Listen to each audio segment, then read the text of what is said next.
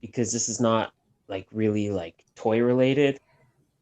This is all wrestling, man. This is what clickbait is about, and we are live. So, ladies and gentlemen, Solid Steel Wrestling proudly presents Clickbait Wrestling. I am your host, Smith, with my tag team partner, Matitude 22. What is going on, bro? Chillin', killing. All right, not that part. But we are live right now. Basically, this is our channel. If you don't know who we are, if you're familiar with our group, The Sanctuary, we talk figures, but we also do other things outside of figures. But we realized that, figures and wrestling, not everybody's in that same wheelhouse. It is 50-50. So we decided let's, separate the two worlds. So here we are today with clickbait. Now, we're going to be talking about wrestling and wrestling only. I mean, we can talk figures, but we have we have another outlet for that. So that's why we're here today. This is kind of our inaugural cast, the beta, because we've been going through some things with YouTube, but we're here now, and basically we're here. We're going to talk the state of wrestling. Like right now, wrestling is almost at that point where it's kind of feeling like 90s all over again, where it's starting to really get excited, like it's that calm before the storm. Yeah, definitely. There's a lot of stuff happening. There's a lot of big moves happening. A lot of big names are kind of starting to shuffle around. Yeah. So, so it's basically it's like I said, it's a good time right now. Like wrestling in the past, I would say maybe 3 or 4 years has kind of been on a downward decline. And the ironic part about it is there's a lot of good wrestlers out there, but the product that's being presented is lackluster. Yeah. Especially the main, the machine known as WWE. They're just cranking things out to make money, but the product is really suffering. Some people will say, "Oh, it's good," but it's like, what is your definition of good? Because it's a coherent match, and you can keep up with it. Does it make it good because it lasted longer than 5 minutes? Does that automatically make it good? And it's like, no, you watch the product, I watch the product, and it's like every week, it's literally deja vu. It's kind of You're like watching the same matches. it's kind of like if I make you like a really nice, delicious steak, and then I serve it to you on a garbage can lid. Yeah, that's Like that's a, that's a, that's a good way of putting it. It's like you're getting that fine filet mignon, but it's on, like you said, like it's on a garbage lid. That that yeah, like that there's sounds a lot about right. there's a lot of good elements. It's just always the presentation tends to be not as good. Yeah, and it's That's it's suffering. It really is suffering, and it's sad too because of, like I said, there's such good talent. Not just in WWE, but in New Japan, in Ring of Honor, in Impact, and House of Hardcore. Like I said, just Gorilla Progress. There's so much going on right now that 5-10 years ago, maybe not so much. I mean, the indies were always around, but they weren't buzzing the way it is now. Like, there was a handful of guys that you can say, oh, well, look out for this one, look out for that one. But it's like in a whole, it's like independent is more mainstream than the actual mainstream right now. Like yeah, more people are going for independent wrestling to the point where it's like, can you really even call it independent anymore?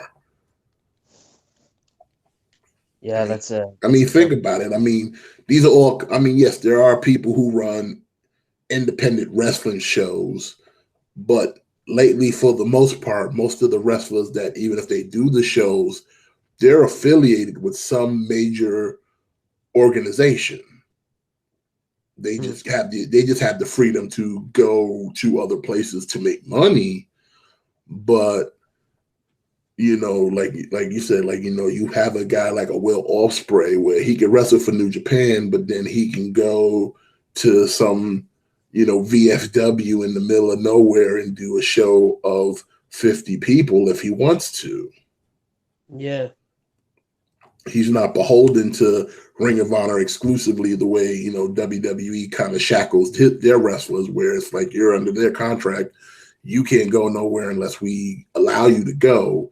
But, like I said, someone in Ring of Honor or New Japan or, even Impact, they still have a little bit of freedom to venture out to other promotions or independent promotions to make a little extra money that they might not be getting at that promotion because they're a smaller company. So it broadens the scope of, getting that person's name out, of course, with the advent of the internet and everybody's recording, everybody's got a camera phone. So it's like you can get it out there instantaneously, especially if something happens, like I said, in a gymnasium somewhere, if they're giving a 5-star match in a gym for 50 people and nobody's watching, but someone's like, 10 people have a camera phone, and right there, you got an instant show that showcases this guy or girl's ability to put on a good match for nobody. And then when they get into the bigger venues, they tear the house down. Yeah. So, like I said, the question really is like, where do we go from here? And also, if you're new to this channel, make sure you subscribe. Like, come on, subscribe. We're a new channel. You got to subscribe, hit that like, show your love. If you're a wrestling fan, definitely subscribe, because we're going to be having not just live shows. We're going to be putting on some content. We want to talk to some wrestlers out there in the indies. We're really going to try to do something with this channel, not just live shows, but make some wrestling content for you fans. So if you want, got to subscribe. If you're watching this and you're not already subscribed, you might as well just hit that subscribe button. Yeah, man. It's not going to cost you anything. All right, here's the thing. I think if you want to say, like, if you want to consider WWE like mainstream wrestling, I think the mainstream wrestling and indie wrestling, I think, are suffering from two very different problems right now. I think the problem with independent wrestling right now is lack of story. It seems like now every promotion, it's just about what match can I book first? What match can I book first? Whereas oftentimes your regular, like, all right, like take Progress for example. Like, they'll bring in like new people every now and then. Like, they'll bring in tech, but they still have a core roster. And it's like you have to have a good mix. Like, it's good to have like like we're getting like, let's say, like, we're getting Rob Van Dam. Okay, like, cool. Let's book Rob Van Dam in a world title match because that's what people want to see. And it's like, agreed. Like, I think people do want to see that, but also, like, you have to be able to tell a good story with your roster and with your shows. Like that's kind of my problem with Pro Wrestling Guerrilla. Like, every show, it's just random matches. It's just like they draw names out of a hat, and it's like that's who competes against each other, and there's nothing wrong with that. But it's like you got to have a good balance. You got to have story too, because if you don't have a legitimate reason for why these guys are fighting, then why do I care? And then I think the problem with WWE is they're relying too much on storytelling and not enough on delivering good in-ring action. This is true. And my man Jason in the chat, he was saying that UFC is becoming more accepted as a family entertainment. It is. you can definitely see the mixture. There are wrestlers who are coming out of MMA. You have Ronda Rousey. You've got past stars like Ken Shamrock. Shayna Baszler. Matt Their Riddle. whole Matt Riddle. So Riddle. the yeah, there's the crossovers there because they all take that same type of athleticism. It is a physical sport, and I think the difference between like UFC and professional wrestling is just one is a work, one is more shoot. But definitely UFC is taking a page from professional wrestling with more theatrics, more kind of promos. They're definitely taking a page out of that book to give it more of just the typical, I'm gonna beat you up, you're gonna beat me up. You know, it's Yeah. definitely they're definitely mixing in a little bit of the entertainment. But I say the thing that UFC does is they still focus on the sport. And like I said, nowadays WWE, we talked about this last night. WWE wants more entertainment, and they don't Yeah. want to focus on the sport that is professional wrestling. Like I said, that word is now taboo. They rarely ever say that word, wrestling. Yeah. Even though that's what's happening, it's nothing. They're wrestlers aren't wrestlers. They're superstars. They're not. They don't even call themselves wrestlers. Like there's a few that will, but I'm pretty sure Vince would rather they not say that and call themselves superstars, which is fine if you want to be known as a superstar, but you're still at the end of the day, you're a wrestler. You're in a wrestling ring. You're performing wrestling moves and holds. Even with the commentary, they hardly even want to say what certain moves are. Every move now has a name instead of what it is. It's not an arm bar.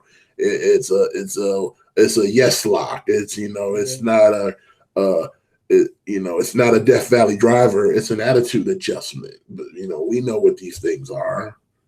Yeah. The smart wrestling fans know that's a move, but they want to like distance themselves from what brought them to the table, which is professional wrestling. Yeah. And like I said, I have no problem with the entertainment part, but I think you're focusing too much on that Yeah. and losing sight of what most of the people, I would say at least 60 to 70% of the people that buy a ticket come for. The rest of the kids, and I'm pretty sure the kids like the wrestling. So it's like people pay Yeah. for the wrestling. I don't think people go and say, I'm gonna buy a ticket because I want to see R-Truth and Carmella do their 7-second dance off. No, I come to see the wrestlers because you have great wrestlers like Daniel Bryan and AJ Styles and Rusev, Samoa Joe, Finn Balor. You have, Seth Rollins, all these guys that could give you great matches. They're not sitting there worried about what the sket's gonna be and who's the funniest wrestler. Like, yeah, that has its time and its place, but let's not lose sight of what I paid for, and I paid for wrestling. Like, I'm sure you've heard this many times before. Like I've heard it many times. Like, WWE is it's like a male soap opera, and that has never been more true than it is today. Because Yeah, the emphasis has just become so much on, like I said, now it's too much storytelling. Like now they're starting to run advertisements for upcoming pay-per-view matches during actual wrestling matches. So to me, like, yeah, and I'm that bothers me. yeah. So let's say you have, all right, you got the Revival versus the B team. And in my mind, like now the rematch clause has been eliminated. So guys lose a title, they don't get a rematch clause. So wins and losses should matter more than ever. So even something like, okay, Revival versus B team, it could be seen as, oh, it's a throwaway match. No, no match should be a throwaway match. There's no such thing as a throwaway match because, well, all right, the Revival starts picking up wins.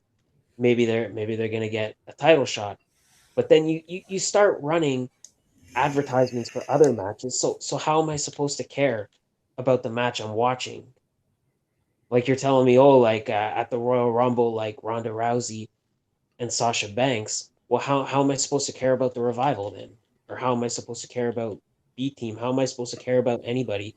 Because you're airing commercials in the middle of matches. Yeah, it's basically saying, yeah, like you said, this match means nothing. We don't care about it. It goes back to Survivor Series where they had the whole Raw versus SmackDown. SmackDown won a match in the pre-show, but then Raw swept the whole main pay-per-view, and the Yeah, whole story was Raw swept when everybody who has two eyeballs knows that no, you didn't sweep because the Usos won their match for SmackDown. So what yeah, you're telling me is that pre-show was null and void. Like yeah, that whether it happened or it didn't happen, it didn't matter because you don't even count that win. You might as well call that a dark match where it doesn't air on TV because it meant nothing because you preached it and you preached it the next day on Raw that Raw swept SmackDown and everybody and the whole internet's telling you no, that didn't happen. SmackDown got a win, but you like I said, Vince likes to rewrite history as if we're not watching it with him or we don't have eyes or the internet, and you're gonna sit there and tell us that no, that didn't happen. That didn't happen at all. Like that's just a figment of everybody's imagination. It was a fever dream. You were high yeah. because that didn't happen, but it Exactly. happened. Perfect example. So how am I supposed to care about pre-shows now? It, it's almost like lately I've always been a component of I would skip the pre-shows because they were always kind of nothing matches, but nowadays certain matches that they'll promote for the pay-per-view will catch a bump, will get bumped for time and then end up on the pre-show. And it's like I kind of wanted to see that match and you bumped it. So it's like now you almost are kind of forced to want to watch the pre-show because you don't know if a certain match that should have been on the main show might get bumped to the pre-show. Or they'll put a title match on the Yeah. pre-show. And they've done that before. They've put an IC titles on a pre-show. Why would you do that? Like Yeah, you lessen the belt, you lessen the wrestler on a show where half the audience is not even in the building yet. Like, what is that? well, like remember when they did the SummerSlam and they did the one pre-show with the Hardys, and like 90% of the arena was empty. Yeah, it was empty. You can literally see the seats because no one was in the building yet, and it's like you can wait. Like, could you wait? Wait, get the people in the building first. Like, if you see, Yeah, like, if I'm booking a show and I know I have a pre-show match and I see no one's in their seat yet, I'm not gonna put that match on because what is it? If I'm that looks bad all across the board. It looks bad. It tells me the television watcher that you don't give a shit about these dudes in the ring. yeah, And it tells the fans coming in the building that you don't give a shit about these dudes in the ring because you didn't even wait for them to get in the building yet so they can see this match. And it's not like it's mid-level, no-name dudes. You're talking about the Hardys who just a few months prior when they came back to WrestleMania, the roof that didn't exist blew off when they showed up. And then now this is the thanks they get. So it's like, bro, y'all, I don't know how y'all like I said, you guys do business and it's funky. Let me see what's going in the chat. Yeah, the network. I mean, the network it serves its place. It is the wrestling equivalency of a Netflix. I mean, I like the network. I like having the network because at the end of the day, whether I think a pay-per-view is good or bad, like I still want to watch it. I still like to watch the pay-per-views, and I like to watch NXT. I like to watch the takeovers. Yeah, that's the really. I mean, honestly, that's basically why I keep subscribing. It's like I like NXT. I like the takeovers. I like watching the old school wrestling when wrestling meant something. Every person on those promotions, whatever one, AWA, WCW, Mid South, Florida wrestling, Smoky Mountain. they all had a goal of they wanted to be the best, but like now, like I said, WWE has kind of tainted it to the point where, like I said, it's mute. The belts mean nothing.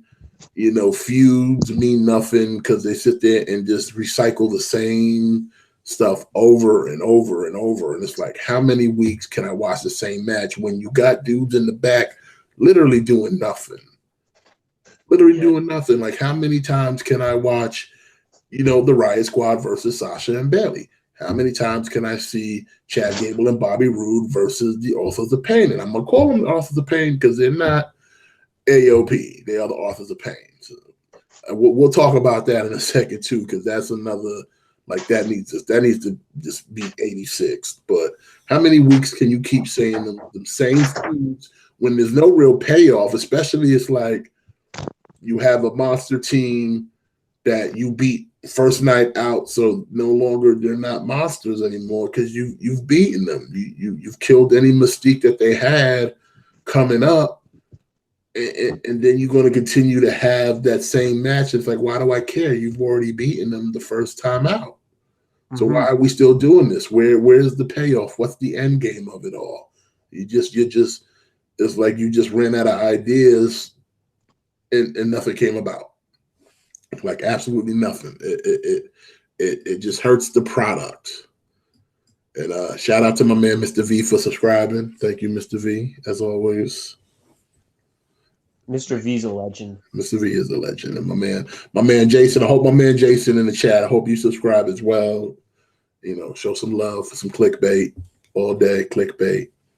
But like on the topic of names, now I've said this, like WWE likes to just change everything. For some reason, having a name is almost a burden for them. Like, Antonio Cesaro, he's a Cesaro. Freaking Elias Sampson is now just Elias. Apollo Crews was just Apollo, but then they gave it back to him, so now he's Apollo Crews again, and on. Authors of Pain is AOP, and the latest victim, Andrade Cien Almas. Yeah, is Andrade. He's just Andrade, and it's like, what was wrong with their names? Like, who's out there complaining about the name? Yeah. Like that, you need to now. They all need to be one name people. They all need to be Sting, like just one name. And it was like, what's wrong? Biggie Langston. He's now just Biggie. What's wrong with the Langston? What is wrong with just having? I'm surprised they never took Kofi Kingston and just made him regular Kofi.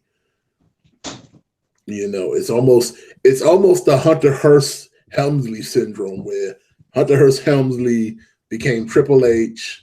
And now that's just how he's addressed as Triple H. He's no longer Hunter Hearst Helmsley. And that was fine. I mean, there's nothing wrong with the name, even the shorthand of it, but it's like, don't pretend like that's what the name is. Like, we all know Triple H stands for Hunter Hearst Helmsley. Yeah. So what's wrong with Hunter Hearst Helmsley? You can't call him that no more. He's just forever now just Triple H. Like, that to me is just weird. Like, let them keep their names. The Bludgeon Brothers, they're now just like Harper and Rowan. Yeah, they're not Luke Harper, they're not Eric Rowan, they're just Harper and Rowan. That's it. I'm a legend. Stupid. Mr. V said he's a legend and he should be put on the next X-Men wave. There should be a variant of Mr. V in every Legends wave. Yes, Mr. V, you're a Build-A-Figure, bro. That's how much of a legend you are. You're a Build-A-Figure. But yeah, it's just, to me, it just seems like they go through so much trouble to try to streamline a product that no one's actually complaining about the problem. Like, no one's like, oh, I don't like him because his name's too long, or I don't like him because this. Like, I want, like Elias, I liked Elias when he was the Drifter Elias Sampson. Yeah, me Because that too. was the point of the whole guitar, the whole thing. He's the drifter. Now he's just Elias, and he's made it work, but it's what was wrong with the drifter? What was wrong with the drifter, Elias Sampson? Like Yeah. who was complaining that that's too much of a name? That's his gimmick. He's just a dude who wrestles in jeans, carries a guitar, and wears a scarf and kind of looks like a hobo. But you wouldn't know why he looks like a hobo if you didn't know that he's known as the Drifter. Yeah. It's like they took part of his name and then it killed like his character.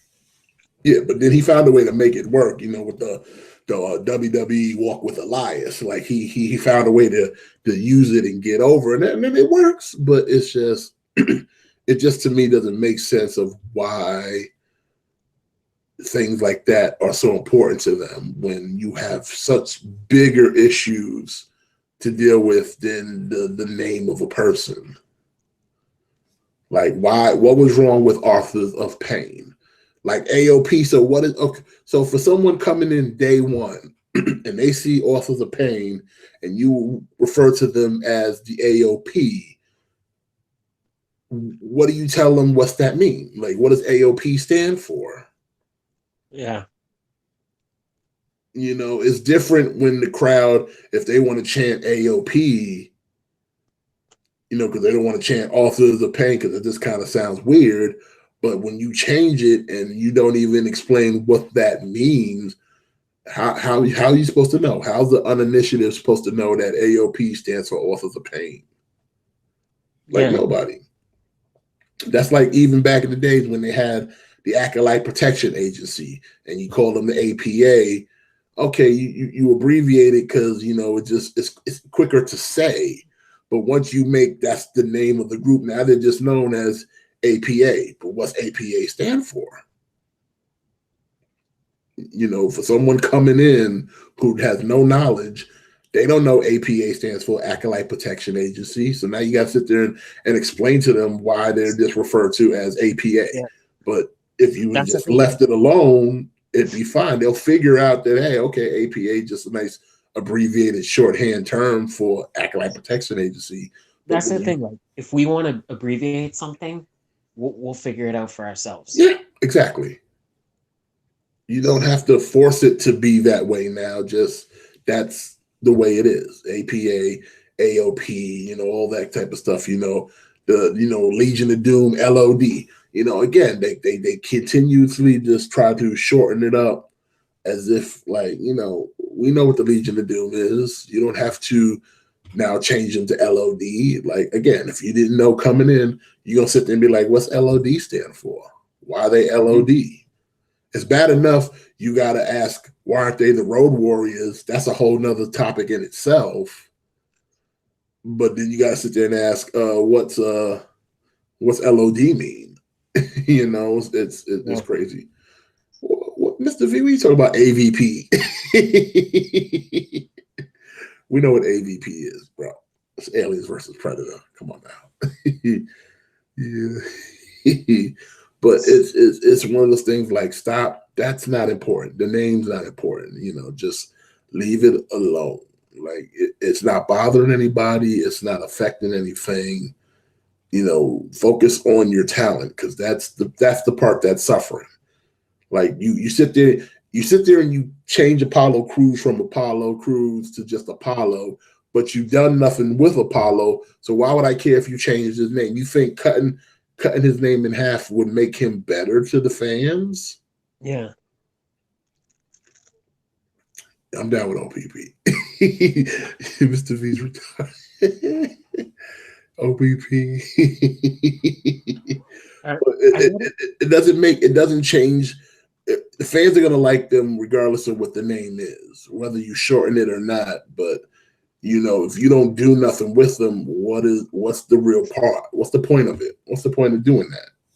Like, I get it if somebody wants to like change their character slightly, like when John Morrison when he's won the ECW title and he's like, okay, he's like, there's no more Johnny Nitro. because like he was moving on to a different stage Yeah. in his career, so he didn't want to be, you know what I mean? He wasn't like affiliated with Eminem, so he's like, all right, that's fine. But then it's like, yeah, like Apollo Crews, like, oh, we're just gonna call him Apollo now. You know, even like better one, Rocky Maivia. Rocky Maivia didn't work, but because the character didn't get over. But it wasn't like WWE changed it to The Rock. The Rock just made The Rock because once he got that heel persona and started talking about himself in the third party, he would just be The Rock this, The Rock that, and it just caught on. Yeah. Because before that, they were just Rocky. They was calling him Rocky before he decided to change his name to The Rock because they was like Rocky sucked because Rocky Maivia did suck. You know, and it's the same thing like, you know, with like Curtis Axel. First he's Michael McGillicuddy, now he's Curtis Axel. When it's like, why don't you just use his name? We know who he is, we know who his father is, we know who his grandfather is. I get the change of the name was to make him seem more relatable to like his lineage, but we already knew who he was off the jump. So you really didn't have to, you know, go there and call him Curtis Axel. You know, we knew who he was. Even at Michael McGillicuddy, you knew who he was. I mean, if you really wanted to pay homage to his father and his grandfather, why wasn't he just Joe Hennon? Yeah, like he was in FCW. Yeah, just call him by his name. His name will tell you who the hell he is. You know, Curtis Axel, yeah, that doesn't sound like Kurt Hennon or his grandfather. It sounds like you just kind of hodgepodge some things that are related to them. But Joe Hennon sounds like, oh, that is he related to somebody? Yeah, that's Perfect's kid. But I don't know. It's makes no sense. Makes no sense. No, it But does not. what's today's topic, Mr. V? Today's topic is the state of wrestling in a whole, where we're just trying to figure out like where do we go from here. We have the Royal Rumble coming up next Sunday, as well as NXT Takeover Phoenix Saturday, and I think right now with the whole announcement of All Elite Wrestling, this Royal Rumble is very important because of who may or may not show up at that Rumble, because judging on who does show up at this Rumble will be telling of who will be in AEW. Yeah. So it's definitely going to be a Rumble to watch. I'm not saying it's going to be good. We'll have to wait and see for that part. But the main thing is who will show up, because, you know, Kenny Omega, he's still in the air. And, you know, technically he's still under contract with New Japan as far as we know. I know his contract runs out, I think, by the end of the month. Yeah. But the question is, will he show up at the Rumble? Will he show up at AEW? Because, you know, they haven't signed him. WWE is trying to sign him. Like, they're trying to sign him. Like, apparently, they offered him like such a lucrative contract. Like the money is like 6 times what they originally offered him. And again, like take this with a grain of salt, but apparently part of what's in the contract they offered him is a world title reign right off the bat.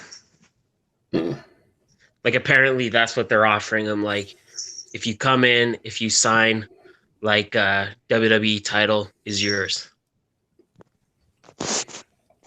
yeah, and if that doesn't scream out desperation, I don't know what does. Even though they'll try to play it off like they're not concerned, they don't pay it no mind. But if you're willing, listen, if you offer Adam Page main roster money, you offer him main roster salary to go to NXT, which is your developmental, and not only come to NXT, but automatically push him. So you're basically saying is he's probably going to end up winning the North American or the NXT title. That's desperate. Yeah. That's desperate. And Yeah. no offense to Adam Page, he's good, but he's not at that level as yet. Yeah, he's really not. Adam Page is a victim of circumstance, and he gets a lot more of attention because of who his boys are. Yeah, But who he's like, running with right now. yeah, like Adam Page on his own, like nothing special. Yeah, he's a good hand, but he's still, Yeah, like he hasn't gotten to that point yet. But I wouldn't even say he's a victim of circumstance. He's just at the right place at the right time. yeah, that's what I meant to say. He's at the right place at the right time because He just happens to be with a group that is yeah, hot right now. So you're hot by association. yeah, Like I don't even think WWE knows that much about him. They just know who he's with and are willing to give him that because of his not only his association but his name recognition. But I doubt they've even seen any of his matches. You know what I mean? I doubt they've seen match one from Hangman. But because he's with the elite, he's automatically gold in their book because he's got that rub. yeah. So it's like, yeah, you'll play with him for a little bit, and then he'll kind of expose himself as not being the main event that you think he is. Yeah. And that's not to say he's not going to get better with Yeah, time, he'll get better. but it's just yeah, like right now there's nothing there's nothing to me that kind of stands out for Adam Page. Yeah, and then you got the young bucks who, again, they they really don't even have to.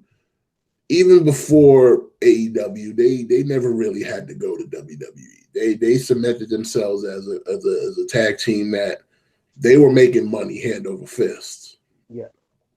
From all the indie shows, their merchandise, the deal they had with Hot Topic to sell Bullet Club merch and Young Buck merch and Elite merch, that they really don't, at this point in their life, they really don't have to. They never really have to go to WWE because Nope. they're pretty smart with their business sense that if WWE would call them or never call them, they were still going to be fine, nonetheless. It's just But like like I said, right now they're just so hot that WWE just wants to take advantage of their status right now. I remember reading last year that Nick Jackson he wanted to take his family to see a movie for one of his kids' birthdays, and like he rented the entire auditorium. Like he bought every single seat in the theater so that they could just watch the movie and not be disturbed by fans. If you could buy movie tickets for an entire auditorium, you don't need WWE money. No, You already doing something better than me. Because listen, like when me and my girl go to the movies, that's already that's like a treat night for us. You know what I'm saying? If you combine an entire auditorium, you don't need Vince's checkbook because you're already doing something right. you're right. Scooby Nasty in the chat said That's a Omega should just do a one-time appearance at the Rumble. And you know what? It'd be nice to do that. Like I have no problem if he would show up at the Rumble, but wait. So, then who should do a one-time appearance? just Omega. Omega. Okay. Well, I mean, I can see that. Like they did that with Jushin Liger. Yeah, Like they brought him in for Takeover, and then but that was see, it. with WWE, there's no such thing as a one-time thing. I Like think it's just they get though on because TV, they're gonna want more than just show up at the Rumble. well, I think it's just it depends on the person. Like I think it just depends more on the person because like Kenny Omega is like the top free agent in the world. Like yeah, like they're not gonna fuck with him unless he signs a deal. Yeah, Whereas like Liger is someone that they weren't really interested in signing to a full-time contract. Or if you remember the greatest Royal Rumble, they had that and I'm sorry, I can't remember his name, but they had that like sumo looking guy. Yeah. I know who you're talking Yeah. So about. like like he wasn't someone that they were really like interested in signing. It was just like an attraction. Yeah, I think so. I think it depends on the person. Like I don't think they would bring in Omega to do just a one shot, but I would definitely be okay if they did. yeah. But see, my okay, and I got a question for Nasty in the chat. So okay, say let's just say hypothetically, Omega shows up for the Rumble, and I'm pretty sure if he did, then he signed some kind of deal, even if it's like 6 months or a year. Do you think WWE would utilize him properly? Like, yeah, I'm pretty sure they'd shoot him to the top, they'll give him the title, but do you think they would give Kenny the quality kind of matches that you know he can do, or is he ended up going to be doing skits and sticky stuff? Like, do you think they would use him properly? Because me personally, I think they would waste any potential he had. He wouldn't be able to give you 30-minute matches. He would be in matches that would probably be 15 minutes. They would, they would probably like just book him with some of the worst. I don't think they would utilize him anyway properly, even if they give him the title, unless he's in some kind of program with a Brian or an AJ or a Nakamura. He ain't gonna do nothing, because the last thing you want to see is Omega versus Mojo Rawley. You don't want to see an Omega versus Baron Corbin or a Titus O'Neil. That's not gonna do anything. I think like if they did bring in Omega, I think he should almost be like I think they should almost bring him in as like a part timer. Yeah, I mean, Like yeah, because maybe like part of me thinks that, but then after I say it out loud, I kind of like yeah, think against because it. they're gonna want him to do house shows. They're But gonna it's want just him to like go on tour. that's the thing. Like to put someone like Kenny Omega in in the ring with like a Mojo Rawley or yeah, like that's just a waste of his talent. Nothing like I don't want to shit on any wrestler. Like every wrestler has their place in the landscape. So it's like Mojo Rawley has his spot in the company, and it's not against fighting guys like Kenny Omega Yeah. and Well, Mojo Rawley. If you're listening to this, then well, fuck, prove me wrong. Then exactly. Well, Nasty said in the chat, he said he'll more than likely get the AJ Styles treatment. If anything, his merch I of would agree. sell alone would open up Vinnie Mac's eyes, which is true. Yeah, he'll definitely sell merch. Oh yeah, He'll definitely sell merch. because But that's the one good area that WWE's improving on is they're starting to realize that like okay, you know what, these guys already have pre-existing fan bases, so now they're not starting to not mess with people's names as much.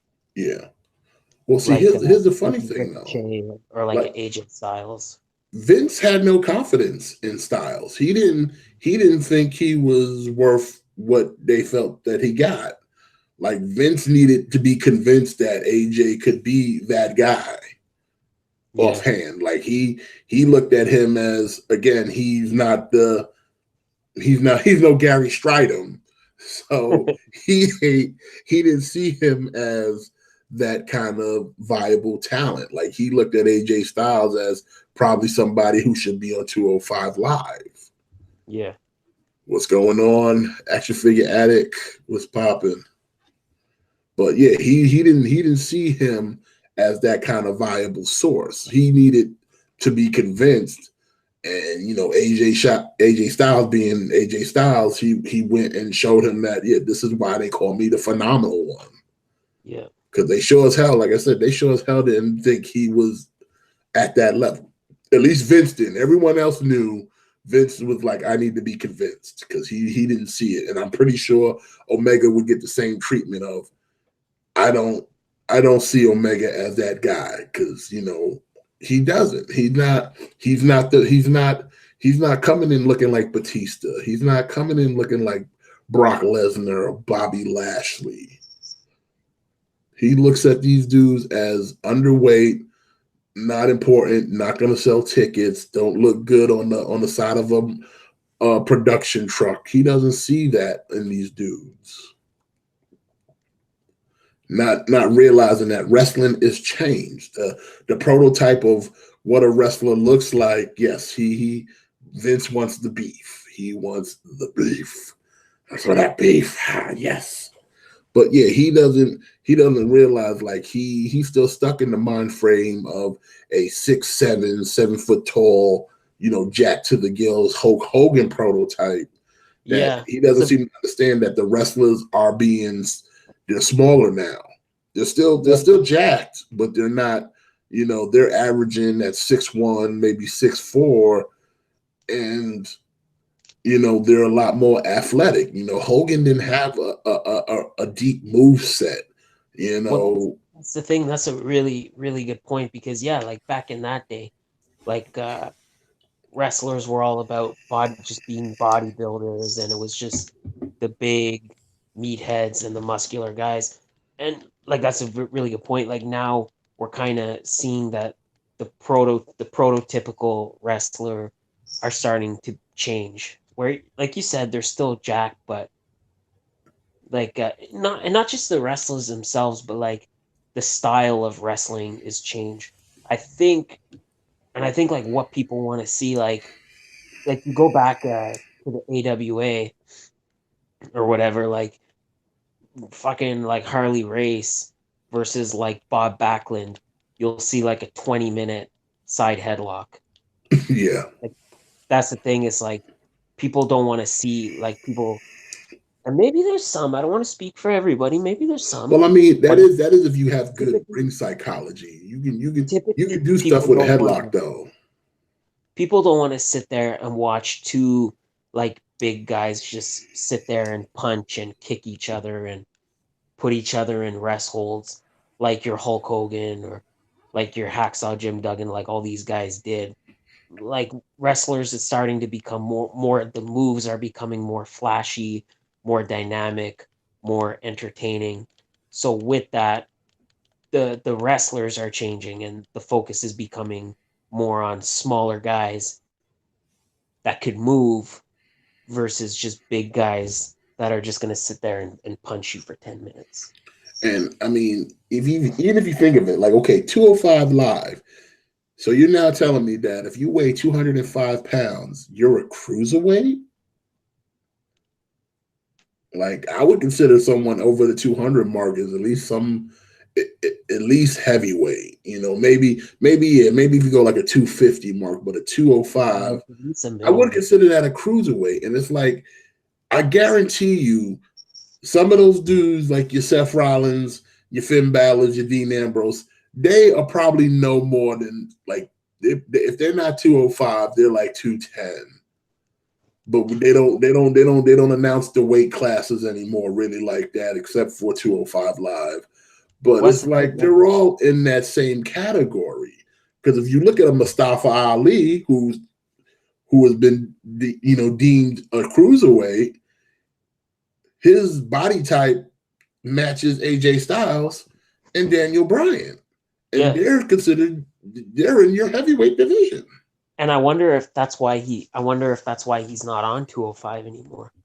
I wonder if he was like, okay, like he's too Yeah, like I don't want to say like he couldn't, like in MMA, like he couldn't cut his weight. I think like maybe it was just that they're like, all right, like he's too big, like but he's but too then you can bulky. say that about a Buddy Murphy, a Cedric Alexander, a Drew Gulak, a Tony Nese. Like, come on, Tony Nese has got the physique of like Finn Balor. That Well, they're see, almost mirror images as physique goes and height wise. So what's the difference between Tony Nese and Finn Balor? that's the thing. Like that's where TNA got it right when like the rule for the X division, which was No essentially weight their limits. cruiserweights, No and limit. they always said it's not about weight limits; it's about no limits. The, being a cruiserweight should not be about weighing a certain amount. It should be your style. So like if you're a high flyer, you should go on 205. Cause like Velveteen Dream is under 205 pounds. He's not a I don't consider him a cruiserweight. No, He doesn't wrestle like a cruiserweight. He doesn't wrestle a high flying style. I mean, I would Same say he same high thing with flies. He's a hybrid. He's a hybrid. he does, but primarily he's not flying all over the ring like a Buddy Murphy. Like why is Buddy Murphy in 205 Live? Because again, he doesn't really wrestle that kind of style. He doesn't No, wrestle that fast paced style. Is it just because his weight? yeah. I mean, we can talk about cruiserweight, wrestling all day about that. I think, like I said, that's why I just feel bring them in, just mix them into the main roster. I don't think like you can have the cruiserweight division, But let but him do other stuff too. yeah, let them be a part of the roster. Stop treating them like, yes, I know you want to treat it like a separate brand, but then you miss out on some really good matches or potential matchups. Like we talked about this last night. Who doesn't like a traditional David versus Goliath? You want to Yeah, see how a smaller wrestler will overcome a larger opponent, like like how he has to change his style to accommodate someone who he can't just pick up and body slam. some of Rey Mysterio's Yeah, best feud exactly. matches were David versus Goliath. I can't talk. David Like versus the, Goliath the stuff matches. he did with the Giant back in WCW, the stuff he did with Kevin Nash. He showed that you don't have to be in the same weight class to make it believable that if you just outsmart your opponent and work a base of bringing them down to your level, that you can get the job done. Okay, what's this in the chat? That's my son, my favorite wrestler.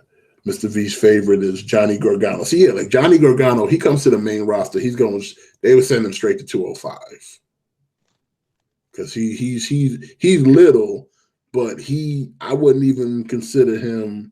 He should be straight to the main roster, like him, Champa. Hell, Yeah. even you can even look at Aleister Black. Like all those dudes in Vince's eyes will be 205 bait. Mr. V, I over my illustrious years of being a pro wrestling fan, Johnny Gargano is one of the guys I've had the opportunity to meet, and I'll tell you, he's nicer than you could even believe. Yeah, and Velveteen Dream, he like I said, all these dudes, it's basically like he can't. That's why, like I said, the cruiserweight. Yes, if you want to have a cruiserweight and have a like, okay, do it the way. Like I said, sometimes steal from others. Take from what others have done. New Japan, they have a light heavyweight title. They have the heavyweight title. Now, a person who wins your light heavyweight title, look at Kenny Omega. Kenny Omega started off, he got the light heavyweight title, but then he transitioned and went to the heavyweight. Now, did he have to bulk up to become a heavyweight? No, he just chose to now wrestle in the heavyweight division. Same thing with the Young Bucks. The Young Bucks were multiple time light heavyweight tag team champions, and then just recently moved up to the heavyweight tag team division. Now they didn't have to change their style, they didn't have to change their move set.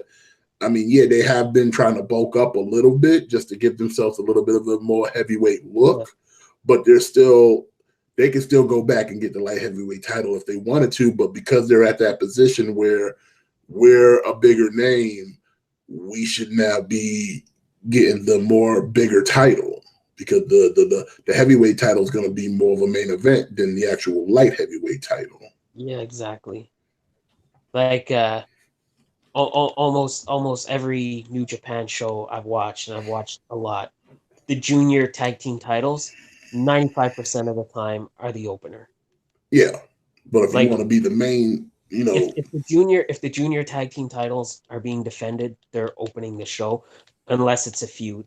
So it's like, yeah, like exactly, like they probably were like, all right, you know what? We want to go to the more main event kind of tag team titles. Mr. V wanted to know, did Andre get started in Japan? Andre started everywhere. He was probably one of the original, like he was a nomad. He primarily worked with Vince McMahon Sr., but he had a kind of deal where he went wherever because he was definitely the first special attraction. He went everywhere. So he went to NWA. He went down to the West Coast. He went Mid South, wherever. He went to Stampede. He went wherever the money went. He was a feature. He was a special feature. So he went everywhere. Japan, wherever people needed him to get asses in the seats. That's where Andre went. So but he always had a bit of a main base with, the original Vince McMahon Sr. in the WWF, but he was a special attraction. So he went all over the world because he just commanded that kind of respect because, it's Andre, who's going to say no to the giant, especially in his prime. Like I would recommend anybody, if you have HBO, go watch their documentary on Andre the Giant. Like you learn a lot about that dude. Like in his prime, in his younger years, like the man was a savage. Okay, in his younger years, like a lot of us growing up, we remember his later part of life when he couldn't move the way he used to. But if you go back and watch when he was younger and in his prime, the dude could do kip ups. Okay, the dude was doing flips. The guy was a beast. Okay, so definitely go. If you got HBO, I would recommend, for any wrestling fan, watch that. And also recommend ESPN's 30 for 30 on the Nate, because that's another good little documentary, because the Nature's a legend. He's a pimp. Okay, I don't care what anybody say. The Nature's a pimp. Okay. He deserves every accolade he gets because he's just that good. But moving on, I don't think, like, okay, so we've talked about what WWE's doing, and like I said, you and I have talked about this many times, of what they could do to fix the product. Like we've always said, make wins and losses matter, make the titles matter. Enough of this split it brands, just bring them together. Combine all the brands. Yeah. Have your mid-card titles be mid-card titles, but I always say this: your mid-card titles need to be, if you are a US or United or Intercontinental, keep one or get rid of one, keep them both. But if you're a US or Intercontinental champion, you're automatically a number one contender for the world title. Automatic. So it's almost like how TNA did it with their X Division. If you had the X Division title and you chose to give up that belt to get a world title match, you had that option. And I like that kind of rule that they set in motion. Like you turn that belt into a guaranteed number one contendership, because that's your secondary belt. So that means outside of my world champion, you're the next best guy in line. And I'm trusting you with our secondary belt to be not only a workhorse, but a fan favorite, that if you was to move up to the heavyweight title, people will believe it because you're already holding a secondary belt. So if you're the IC champion, your next move should be number one contender. And WWE used to run with that formula, because I recall a lot of dudes who back in the days had the IC title. Their next goal was, okay, I got this belt. Next step is for the world title, but they don't treat it that way anymore.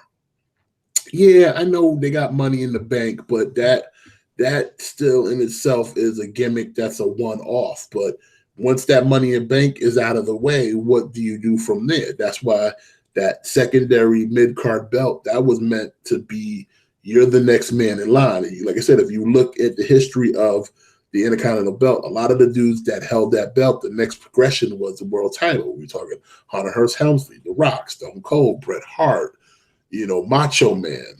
These guys were, being groomed for the next level, which was the world title.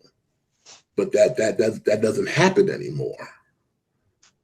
You know, they're not even thinking about the world title. They're just happy to to be the Intercontinental Champion, which is fine, but you should be striving to be the champion. And that's why, like I said, old school wrestling, they need to get back into that mindset of, you're in this business of professional wrestling to be the champion. No one preaches about being a champion no more.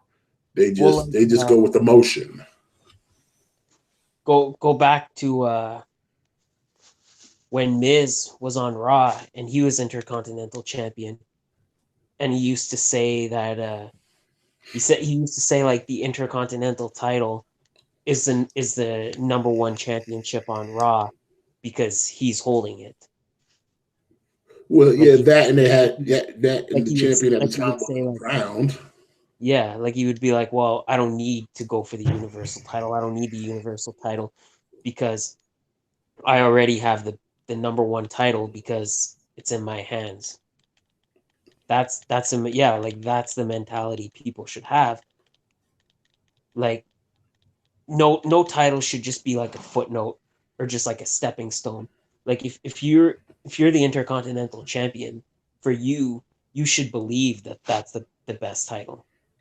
And yeah, you should, but you should also be like, I think it Don't should be a stepping stone, though. It should be a no stepping stone saying that I'm good enough to win this belt.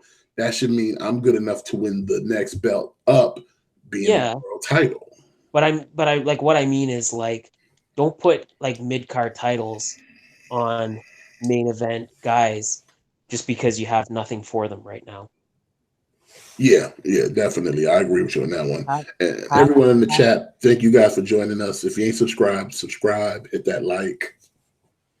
have like a mid card division that is essentially made up of guys who are not in contention, nor will they be in contention for any kind of world title unless it's a circumstance where they cash in where they like, okay, I want to trade up my U.S. title for a world title shot. Mr. V's over here chanting to show my belts. Show my belts. Okay, well, this is a wrestling show, so I might as well show the belts. I'll give you. I'll show you what this is outside of my figures. This is my other collection of what I collect. So I got the NWA 10 pounds of gold. Shout out to my boy Mateen for making this belt for me.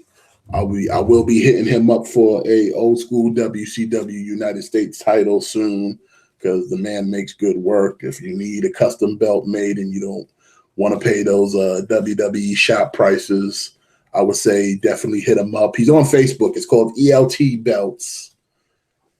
And like I said, the man does good work, son. It's high quality. I highly recommend it. I've got my custom Transformers World Heavyweight title. That's right here for you Transformer fans out here. Let me give you a little Alexa Bliss. Oh yeah. Right there. Let me move over here. Gotta take off the headphones. I'm gonna take the mic with me.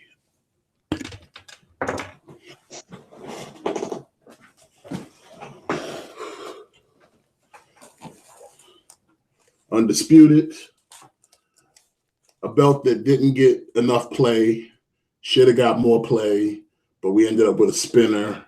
But I always felt this belt should have got a little bigger, longer run than it did. So got this. Okay. Oh. We've got the Winged Eagle. Everybody knows about this belt. You know, come on, all the greats have held this. The Undertaker, Hulk Hogan, Macho Man, Ric Flair. You know, Stone Cold was the last to hold this. Actually, this is a WWE shop belt. I like it, but I don't, because they have the side pieces detached from the main plate. So I'm going to get my man Mati to make me a custom where this is attached to the plate.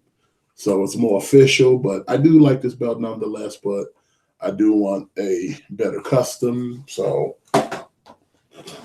then we have one of my personal favorites, old school black strap IC title. You know, also held by a lot of greats, Razor Ramon, Shawn Michaels. I'll even throw Jeff Jarrett in there. You know, Gold Dust. The list goes on and on. So this is definitely a hot commodity right here. Now this one is a special one because this was my first ever replica that I ever got, and that is the big gold. It's not the WCW official one. This is the WWE version. I would like to get me an official NWA big gold, but here we go. Right here. A lot of cats held this one as well. Chris Jericho, Edge, Undertaker, Batista, Rey Mysterio, even Jack Swagger and Christian. So this is also a nice one. Like I said, this is my first. It's the first one I ever got. And let's see. And then we have this right here. This is called the Andre 87. This was the belt that was made for Andre the Giant when he was supposed to win the WWF title. This belt was custom made for him.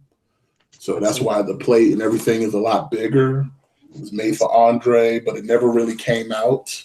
Now, this belt was made by Fandu Belts. It's another company that makes custom belts. You should definitely check them out. They got a Facebook page as well. Check them out. Fandu. This belt is nice. It's top notch. It's top notch. You got that. It's that good leather. And last but not least, and this belt is key because this is the Solid Steel Wrestling Heavyweight Championship. That's right. Solid Steel Heavyweight title right here, boy. Yeah, man. That's right. Solid Steel, the SSW World Heavyweight Championship right here. Solid Steel Wrestling. This is our belt. This is Matt and I's belt. So when we start our wrestling promotion, this will be the belt that our champion will don. The Solid Steel Wrestling Heavyweight Championship right here. Mr. V, do you want to see my belt collection? They're not shiny, but they hold my pants up.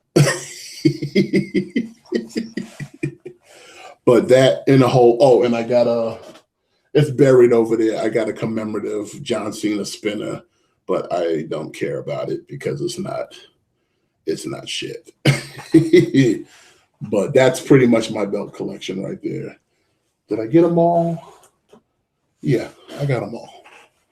But yeah, that's my belt collection. So, and I'll probably get more to come. So, because I got problems. So, but yeah, and this belt I had to custom some of the paint chipped off the globe, so I had to chip all the paint and then repaint it myself, which I prefer. The paint was a lot darker blue, but this is more of an ocean blue. I think it makes the globe pop a little more. What do you think, Matt? Looks a lot better. Yeah, I like it. Yeah, so but yeah, this will be our belt. Soon I'm gonna have it's gonna say right on top right here, it's gonna say SSW for Solid Steel Wrestling. And our organization, we gonna make sure that you champion. I don't care if you're a baby face or a heel. If you can put on a good match, we're gonna book the show properly. So Solid Steel Wrestling, remember that. I'm gonna have Mr. V. He's gonna be a manager of one of our wrestlers. Mr. V's gonna have his own stable. You're gonna be like the Heenan family.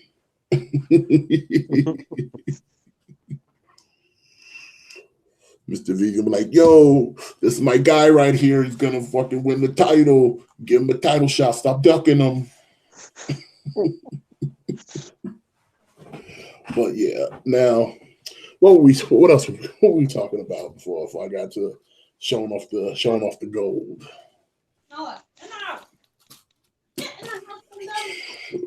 Oh, also, if you do want to get a belt like this company's called Premier. They make these belts. They also do a United States title, which I'm tempted to get. And these are great belts if you are an independent wrestling company because they're not branded. No one holds the license to them. So I've seen a lot of independent companies use this model belt as their championship because it's just that pimp. So if you want this belt, I would say definitely go to Premier.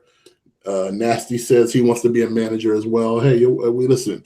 In our organizations, I want managers because that's another dead art that needs to come back. Yes, we need managers. If Bobby Lashley is not the example of why sometimes you need a mouthpiece, I can't say anything else because he's not a talker. Thank God Leo Rush can work a mic. But oh, Mr. V, I would never do that. I can't be spraying no NWO on my belts. Nah. Plus, they already sell one with it already spray painted on. So, but I can't do that to the gold. Can't do that. Can't do that, bro. But yeah, we definitely. That's another thing I think is sorely missing from wrestling right now, and that is managers. Yep. I think they again that was the point I'm saying. Like they're working so hard to get away from wrestling and just entertainment. It's like there's a reason managers were there. Managers help, cut promos for those who don't know how or can't. They run interference, especially if you're a heel.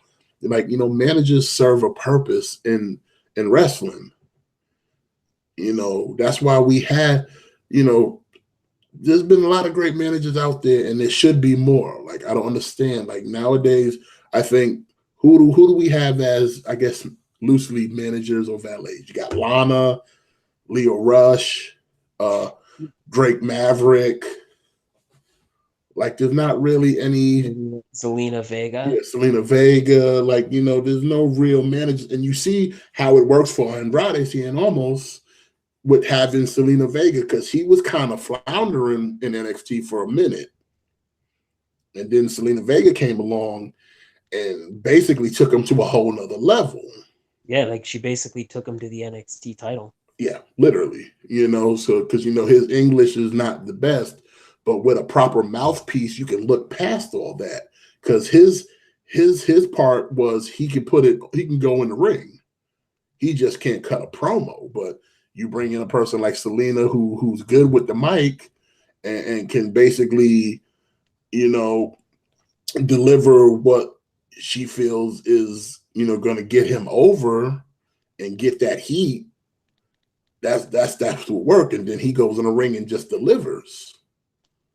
This goes to not only my co-host but anybody in the chat.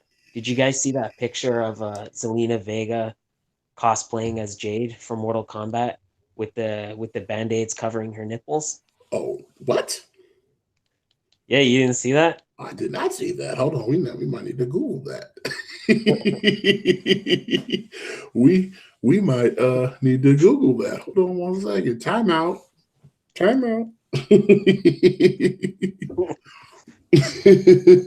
Hold on. Clickbait exclusive.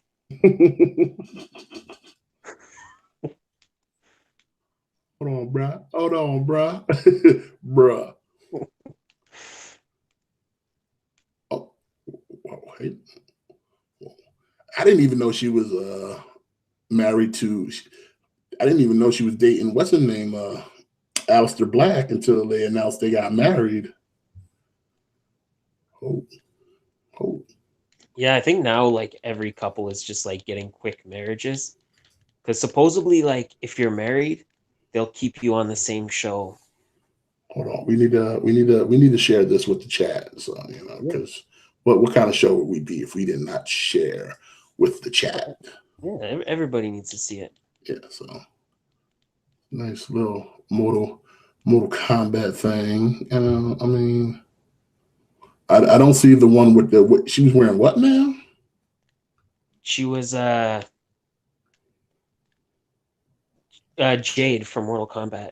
Like if you just like put in Google like Zelina Vega Jade cosplay, like it should come up. It's making its way around the internet right now.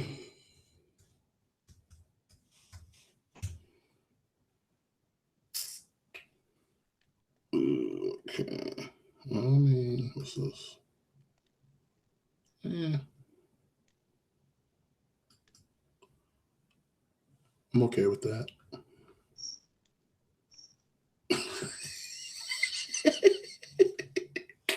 That was funny.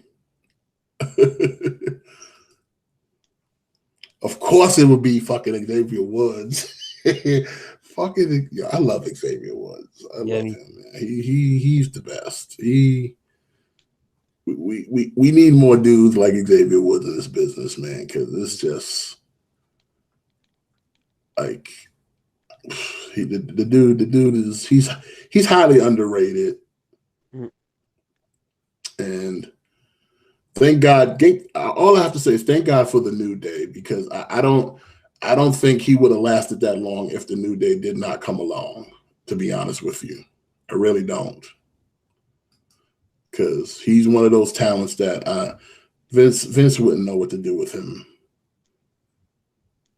But I like though how he started his own YouTube channel and WWE Quick Fast made sure to like kind of put that under their umbrella because they saw the traction he was getting out there in the streets, which is yeah. like, yeah. So also it's just like what are we gonna do? But okay, here's a question. Now we got NXT, we got NXT UK. Now, NXT in itself is supposed to be the developmental where they groom, guys to go to the main roster. Does that same rule applies for the UK version? I don't think it does. Because all I see is with the UK version, if they do go to main roster, knowing Vince because they're foreign, they'll just end up being foreign heels because Well, that's like kind of what Vince does. I was hearing like one of my sources was telling me that apparently they really want to push Walter and they really want to build the UK show around Walter because apparently he has no desire to go to the main roster. Like he doesn't want to go to the main roster at all because he doesn't Sure, want to I don't because blame him. he doesn't want to move to the States. So they're like, okay, Walter's like a good cornerstone guy where like he ain't going anywhere. Whereas like someone like a Pete Dunne, I think like Pete Dunne eventually wants to go to the main roster. Yeah, but it's like, but again, he's that kind of small statured. Like, will they use him properly? Like, I mean, right now, like I said, okay, just off the strength of how he's been booked in NXT in UK. He's the longest reigning UK champion. He's held the title for what, almost 2 years now. He's not going to get that same treatment if he goes to main roster. They'll Whatever momentum he had, I guarantee you Vince will kill it within like 2 to 3 shows. Yeah, So it's like the question is, as much as you would love to go to the main roster, do you really want to go?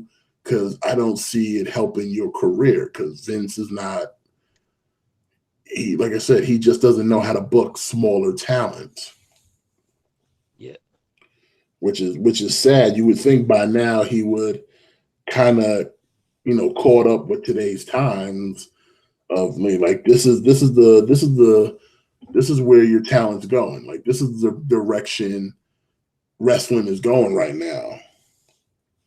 And for those, if you're still stuck in that mindset of big sweaty dudes, like you're doing yourself and everyone a disservice, because it's not, like I said, you'll get a handful of guys who are 7 feet tall and jacked to the gills. But like I said, just looking at the independent scene, even the bigger guys like a Walter's still kind of a small man.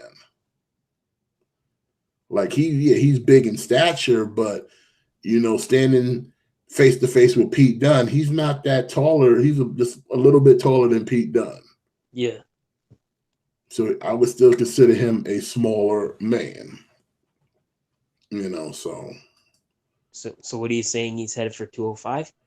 He's headed for 205. Yeah, he's going straight. He's going straight to 205. He's gonna beat Buddy Murphy and be the cruiserweight champion. He should how before his name used to be Big Daddy Walter, and then he when he turned heel, he cut it to just Walter. His new name should be like Small Daddy Walter. All right, for you guys in the chat now, my man Kyle, he was with us last night. He saw this. I felt I wanted to share it again because it's something that everybody needs to see at least like once in their lifetime, because it's just that goddamn funny, in my opinion. And that's your man Gary Stridham. And just, which one should I show him? The meme Gary Stridham or him actually posing? And Vince, the meme. You want to show him the meme? All right, we'll show the meme. But I just love that Gary Stridham. Wow. Wow. Look at the mass on him. He's like, he's literally popping a boner, son. I mean, you can't make this stuff up. So for you guys in the chat, enjoy this little meme nugget, because like I said, everybody needs to see it at least once. This is why little dudes like Finn Balor can't get over in the company, because they don't look like this guy right here. So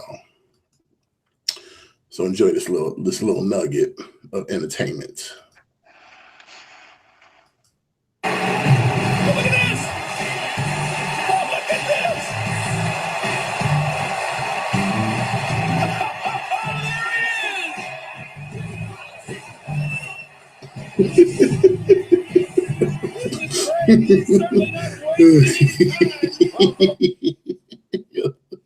Oh man, it doesn't get old, bro. It really doesn't get old.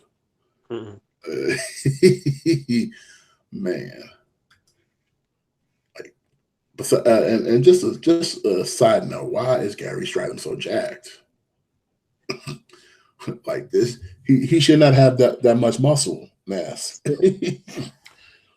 His muscles have muscles. His muscles have muscles, kid. Like, dude, why are you so beefy? That's a lot of beef. Why was Gary Stridham never the WWF champion? Because Vince was trying to build a bodybuilding federation so he could pop boners and watch dudes flex in Speedos. That's why. Listen, he had to have a reason to throw men in the thongs so he could see that gluteus maximus.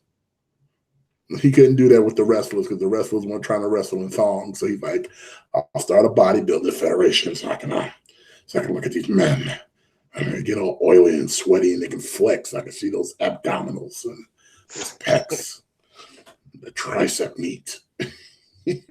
So he's so passionate about working out. He is so passionate about that, man. It's just it's kind of scary. But let me see what's going on in the chat. Yes, Nasty. We were talking about that yesterday, and yes, the saddest thing is about 205 is a Hideo Itami, because that is lost potential right there. And you can kind of tell that Hideo Itami is just kind of there, because if you look at how his physique from when he first got into NXT till now, it's like he just kind of let himself go a little bit. I don't know if you noticed that, Matt. Yeah, I would agree Like with that. he got a little dumpy. Like he almost didn't care because it's like he kind of can tell, like, you know, he's not. They really got nothing for him. Like he should have been an NXT champion, but you know, injury kind of put him on the sideline. But even when he got back, it was like by the time he got back, like NXT was so hot. Like it's like, where do you even put him? By the time he got back, you know, you got Nakamura, you got Samoa Joe, you know, you had all these big names that is like, where do you find a spot for Hideo Itami at this point? Well, that's the thing. Like he came in, he was one of the like at the time he came in, it was him, it was Kevin Owens, and it was Finn Balor. Yeah. And it was like these three like major, they were like major signings. And then yeah, like you said, like before they could do anything with him. Yeah, he got injured. He sat a whole year out. Yeah, and then he came back, and then shortly after he came back, like he got injured again. Yeah. And it's like, you know, by And then, it's like like I you said, said, Nakamura came in, Samoa Joe came in. yeah. By the time he came back, it's like you know the NXT landscape had changed because like you had like Samoa Joe, you had Nakamura, I mean you had Bobby Roode, Drew McIntyre was back, like Undisputed Era was just coming in, so it's like he just kind of fell out of favor. I don't even think he fell out of favor. I think they just looked at him as it's at that point where they probably looked at him like he's injury prone. Maybe. But then to put him on 205, and it's like he's not even doing nothing on 205. I mean, he's number one contender now, so step in the right direction. Yeah. Kyle wants to see the video of Vince catching a boner for Gary Stridham. You know, hey, listen. I'm here. I'm here for the people, man. I'm here for the people because I like to see it too. Because he just like I literally have never seen Vince. And all the time he's ever done commentary, I've never seen Vince get that excited about anyone. Like anyone. Like he got more excited than the time Shawn Michaels won the first WWE title. Like he was just like, wow, Gary Stridham. Look at that mess. Yeah, son, I can't do it no more. It's like I can't. It's too much. Gary Stridham, look at that mess. All right, let me. Now, since we got a different setup, I gotta skip the ads. So let me skip these ads so I can get y'all on the right track. This one's for you, Kyle. And Mr. V, you're definitely gonna get a kick out of this. Nasty. I hope you guys didn't drink too much liquids because you might pee your pants a little bit, just a little bit. You might hit a little tinkle because this shit's funny. Let me get that. Let's put this on the big screen because you know I want to see all the mass. They're gonna cut us off. Too much Gary Stridham, man. We ain't trying to get kicked off, bro. We ain't trying to get kicked off. Oh, for fuck's sakes. YouTube just hit me with the yo, you better stop. Did they send you an email? No, it popped up while I was sharing the stream. It said your hangout will end if you continue playing this content. Man, fuck them. Get the fuck out of here. Yeah, I kid you not, bro. Kid you not.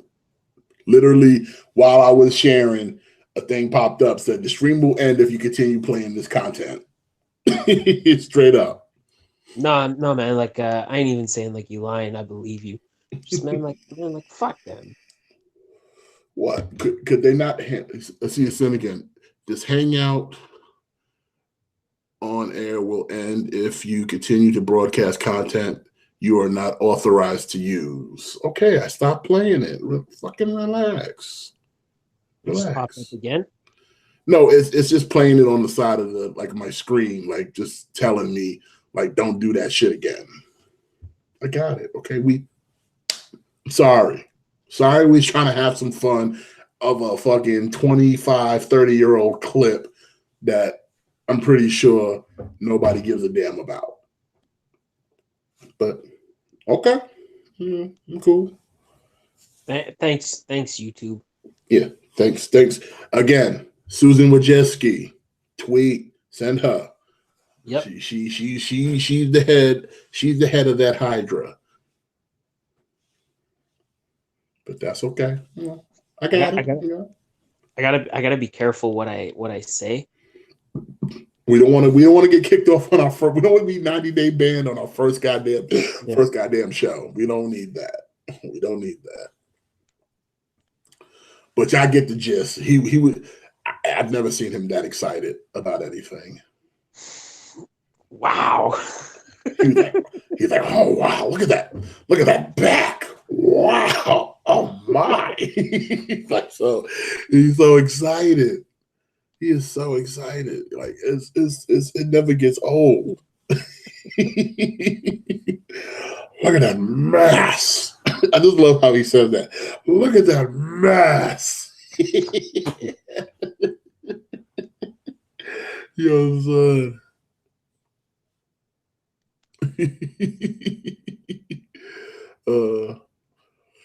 Mr. V said it was probably too loud. Even if it was too loud, it's the simple fact of playing a clip that one, it's not even WWE's clip. Somebody else uploaded that. But for some reason, you can't show stuff live. Like if we made a video critiquing that video, we would be okay. But for some reason, doing it live is a no-no. Also, because Matt and I's channel is not brought to you by YouTube Red, so we got ads. So they're like, no, they automatically assume somehow we're monetizing this, even though we have 2 or 3 subscribers right now. We just started this channel. Also, my nor your last name is Paul, so they don't really give a shit. Yeah, our name's not Paul or Lily Singh or Jacksepticeye or PewDiePie, so or Mr. V, so they don't give a shit about us. All right. Well, you kind of got any kind of closing topic, or I'm gonna do I would say closing topics, because we're gonna start wrapping this up. Like, we just wanted to make this like little talk just to kind of get content on the channel so we can get it started, so you guys can come and make sure if you like this kind of stuff, man, if you're all about wrestling, come on, hit that like, make sure you subscribe, share this with any other wrestling fan, because like I said, we're gonna be giving you this more. We'll probably be doing shows right before Spaghetti and Friends Toy Show. We're definitely going to be doing something next week for TakeOver Phoenix and the Royal Rumble. So definitely, subscribe to this channel, hit your notifications. Like, because right now there's really no direction for this channel. So like you should tell us like what kind of content you want to see. If you want to see us do like stuff like this where we just talk about the state of wrestling, or if you want to see us like watch old pay-per-views or talk about old pay-per-views, whatever. I'm glad you brought that up, because I was thinking the same exact. See, that's why we tag team. That's why we tag team, because I wanted to do that. Like I wanted to watch pay-per-views and get the audience to watch with us, and we could just kind of talk about the shit on the pay-per-views. Yeah, we definitely got to do that. I'm on board for that. Like, get your WWE network. Let's do that shit. Because that's oh, word, you going to TakeOver? Nice. Scooby Nasty. Oh damn, good for you, man. Hey, Scooby Nasty, man. Yeah, you definitely got to come on the show and give us your take on that TakeOver, bro. I want a live correspondence. Are you gonna have a sign so that I'll know if I spot you in the crowd? Word, yo, Scooby Nasty, bring a sign.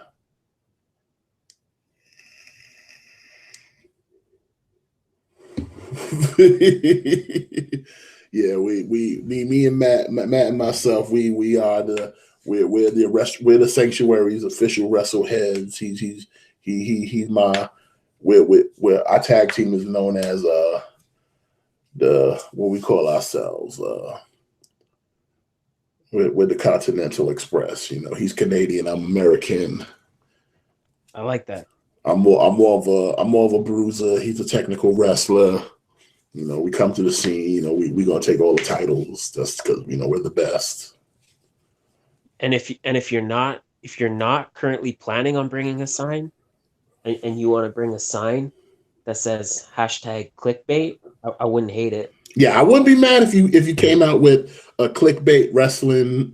Subscribe to KliqBait on YouTube.com. I would not be against that because all the help can get. You'll take all the help. KliqBait. In fact, you have permission to use our thumbnail as a sign. Bring it to takeover that says KliqBait Wrestling on it. Solid Steel Wrestling. Just be careful hiding it. I don't want you to get kicked out because WWE has been known lately to kick cats out wearing other organizations' merch. So we don't want you getting kicked out, bro. So, but I think we're gonna wrap it up in a second here.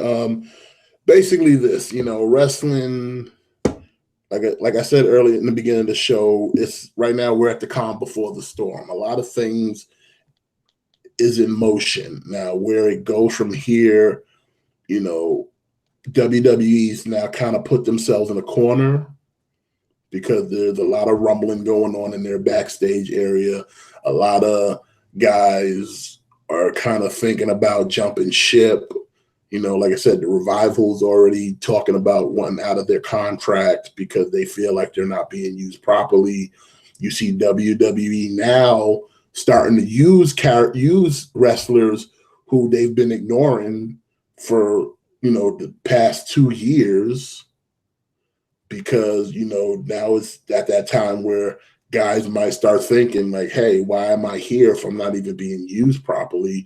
And there's an organization nipping at their heels talking about giving guys opportunity.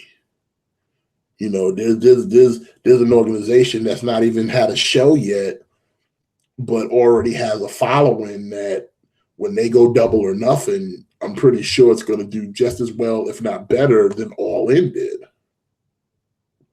So they're now taking notice that we need to start paying attention to our wrestlers and showing them the love that they should have got when they got here day one, especially those who came up from NXT who were doing nothing but good things and now sit here on our main roster and squander them. So a lot of things are going to be coming down the pipe. There's going to be a lot to talk about. Like I said, we're right at the Rumble, and the Rumble is WrestleMania season. So we here at KliqBait, we're going to have plenty of things to talk about. Myself, I'll probably try to make some just separate wrestling videos. I know my boy Matt, he's going to be doing the same. So like I said, stay subscribed, click them likes, share this page to all wrestling fans. We're gonna tell it like it is. We're not here shilling for nobody. We ain't kissing nobody's ass. We're gonna tell you what it is. If wrestling's bad, it's bad, and we're gonna tell you what part of wrestling is good. We're not here to talk about superstars. We're here to talk about professional wrestling. And sometimes Gary Stradham. And sometimes Gary Stridham. Sometimes I might have to put Gary in the thumbnail next time because wow. I was leaning towards a KliqBait sign, but look at that mask. Dude, make a sign that just says, look at that mask, but just put KliqBait though. But just put a sign. If you put a sign of Gary Stridham and just put, look at that mask, dude, I will fucking mark out. Yeah. Seriously. If you do a Gary Stridham poster that says, look at that mask, I will fucking mark out. I will be Yeah. purposely looking into the audience watching these fucking shows this next week because I want to see Gary Stridham. Look at that mass fucking poster. Like you will be up there in Mr. V status as a fucking legend, son. If you do that shit, like for real. Look at that mass. Oh shit. Yeah, Mr. V. They're all superstars now, but they're really professional wrestlers. But Vince doesn't like that word, even though that's what he runs, a wrestling company. But with that being said, we're gonna wrap this up. Thank you guys in the chat, Mr. V, Kyle, Jason, Scooby Nasty. I hope to see you guys again. Like I said, subscribe. We'll be back here next week talking some more wrestling. We're gonna be talking Takeover. We're gonna be talking Rumble. And, we're going to have some news and information, some dirt sheet stuff. So we're going to keep you guys posted. We'll also be talking about some indie wrestling. So like I said, stay locked here at KliqBait. Solid Steel Wrestling coming at you. So thanks for joining us, and we'll see you guys next time. Peace.